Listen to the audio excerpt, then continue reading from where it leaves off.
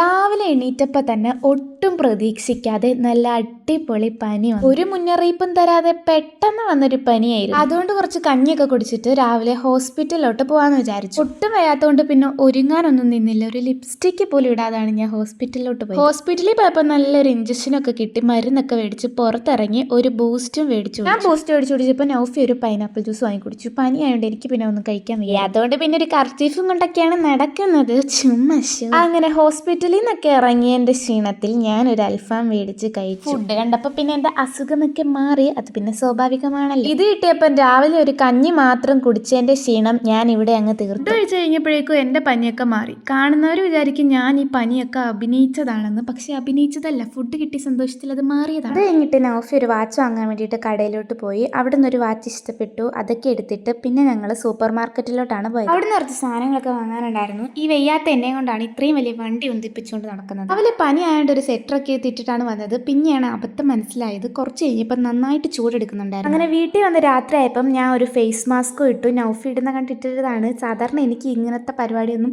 മെനക്കെടുന്നത് വലിയ ഇഷ്ടമല്ല. ഈ ഫേസ് കെയർ ഒക്കെ ചെയ്ത് മെനക്കെടാൻ എന്നെ കൊണ്ട് പറ്റില്ല. ഞാൻ അതുകൊണ്ട് ചെയ്യാത്തതാണ്. പിന്നെ നൗഫി ഇട്ടാണ്ട് ഞാൻ